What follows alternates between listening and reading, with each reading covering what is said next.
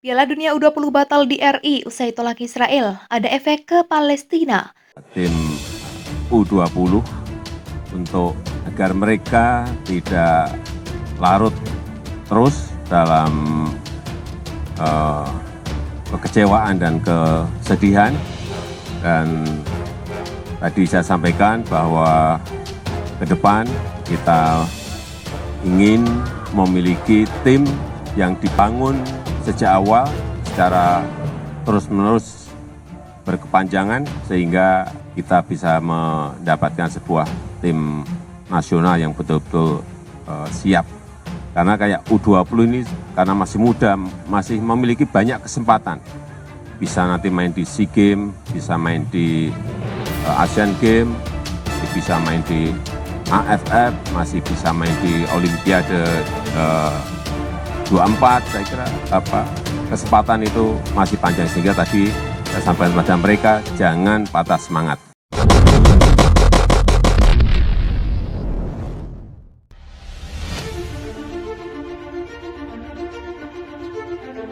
FIFA resmi membatalkan Indonesia sebagai tuan rumah Piala Dunia U20 buntut gelombang penolakan partisipasi tim nasional Israel berlaga di RI.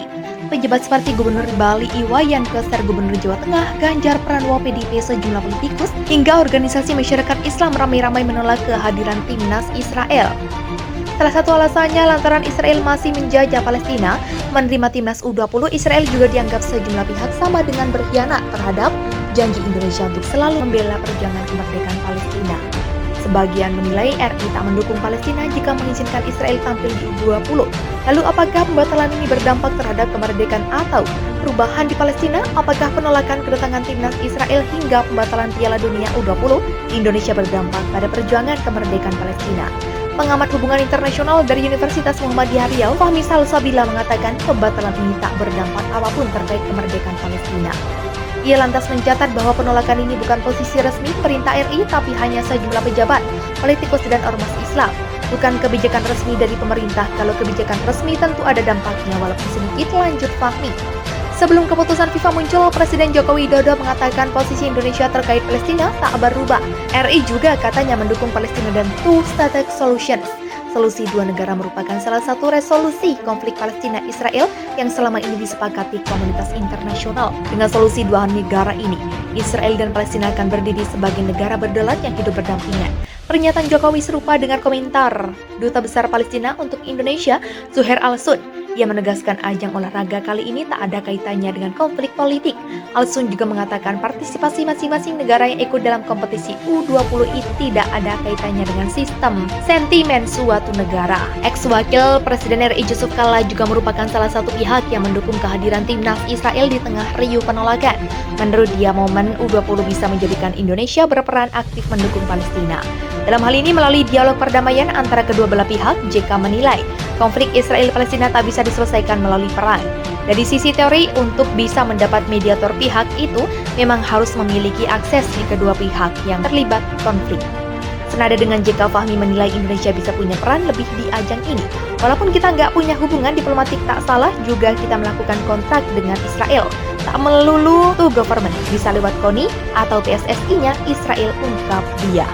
Diplomasi bawah tanah. Sementara itu, pengamat hubungan internasional dan Universitas Hubungan Syaroni Nolfi mengatakan, selama ini pemerintah RI tak bergerak sendiri untuk mendekati pihak Israel, mereka mengandalkan jalur non-formal yang melibatkan organisasi Islam. Syaroni juga mengatakan sejauh ini belum kelihatan dampak terhadap Palestina usai FIFA mencabut status tuan rumah RI di U20. Yang menilai sikap Indonesia di kancah global yang belum berkonsolidasi dengan baik perlu jadi catatan. Menurut dia, Israel berpotensi terdampak di sebelumnya pemerintah berkomunikasi dengan organisasi internasional yang mendukung kemerdekaan Palestina. Namun timnas U20 Israel lolos kualifikasi pada Juni 2022 lalu. Dengan demikian mereka berhak melaju ke babak selanjutnya dari bertanding di RI. Pemerintah pusat, lanjut Syaroni, secara politik bertanggung jawab atas politik luar negeri, sementara pemerintah daerah posisinya menyesuaikan kebijakan nasional. Syaroni lantas memberi contoh blok barat yang berhasil melobi FIFA mengeluarkan Rusia saat gelaran Piala Dunia di Qatar pada 2022. Seperti sikap kompak negara Eropa meminta Rusia dikeluarkan dari Piala Dunia Qatar, ungkap dia.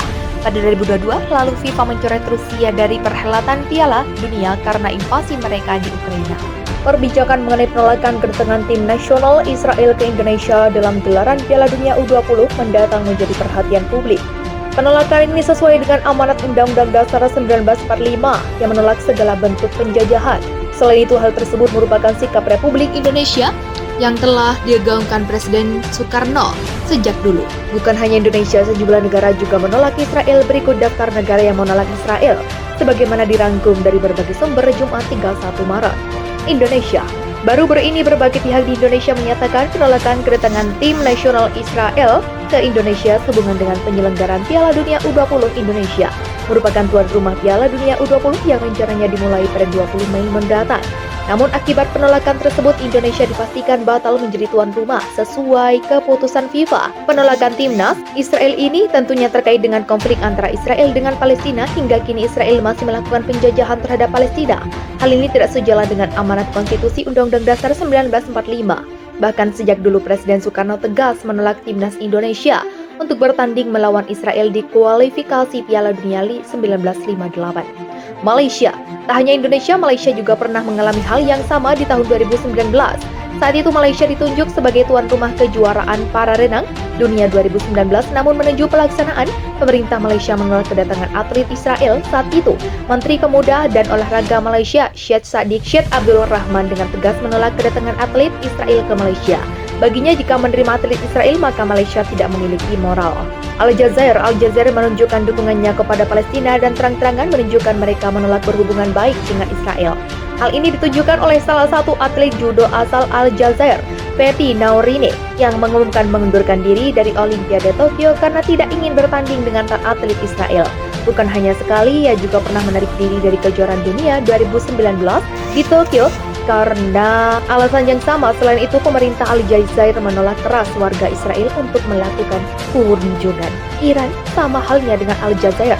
Iran juga merupakan negara yang paling keras dalam menolak bermain dengan tim nasional timnas Israel. Bahkan pegawai Panioniot FC Iran Haj Safi dan Sojawi pernah dicoret dari skuad timnas Iran. Hal ini dilakukan karena mereka menghadapi klub Israel. Dianggap sudah melewati batas, mereka pun dikeluarkan dan tidak disertakan dalam skuad timnas Iran. Mesir ikut masuk ke daftar negara yang menolak Israel adalah Mesir. Mesir menjadi negara yang menolak untuk bermain menghadapi Israel pada kualifikasi Piala Dunia 1958. Alasannya pun serupa, mereka membuat keputusan seperti ini sebagai bentuk solidaritas kepada warga Palestina. Mengingat Mesir merupakan negara muslim dan tidak ingin mendukung negara yang memiliki konflik dengan Palestina. Dialah dari sumber garing Litbang MPI garing Mutia Hamidah.